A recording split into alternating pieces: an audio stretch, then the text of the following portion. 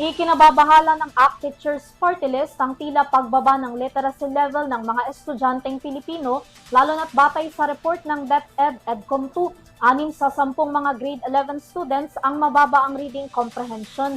Katumbas ito ng 1.3 million na senior high school students na nahihirapang unawain ang kanilang mga binabasa. Ang detalye ng report ng EDCOM, ibabalita ni Graciela Corazon. Lumalabas sa isinagawang Senior High School Literacy Assessment noong March 2026, nasa 1.3 million sa 1.4 million grade 11 students ang may problema sa reading comprehension. Batay sa 2nd Congressional Commission on Education o EDCOM 2, 13% lamang ng mga mag-aaral ang maituturing na independent readers o mga estudyanteng kayang lubos na maunawaan ang kanilang binabasa ng walang gabay, habang karamihan o nasa 59% sa halos 6 sa bawat 10 estudyante ang tinatawag na frustration readers o pinakamababang antas ng literacy kung saan halos hindi nila maunawaan ang teksto. Samantala, 29% naman ang nasa instructional level o halos 3 sa bawat 10 mag-aaral ang nangangailangan pa rin ng tulong at gabay mula sa kanilang mga guro upang maintindihan ang kanilang binabasa.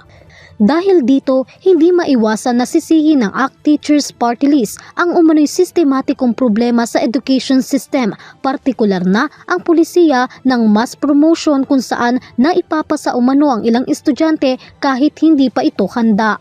Kaugnay nito, hindi lamang grade 11 students ang apektado sa problema.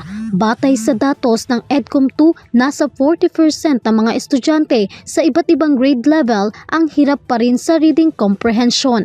Matatandaan na ngayong school year 2026 to 2027, ipatutupad ng Department of Education o DepEd ang 3-term school calendar para sa basic education. Alinsunod sa DepEd Order No. 009 Series of 2026, magsisimula ang klase sa June 8, 2026 at magtatapos sa April 8, 2027.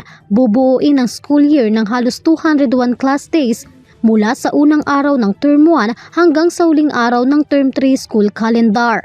Sa ilalim nito, babaguhin na ang nooy DepEd Order No. 01 Series of 2025 o ang Multi-Year Implementing Guidelines on the School Calendars and Activities.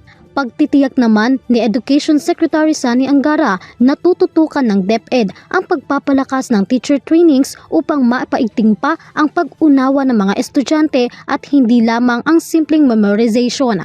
Para sa EuroTV News, Graciela Corazon, sumasaludo sa bawat Pilipino.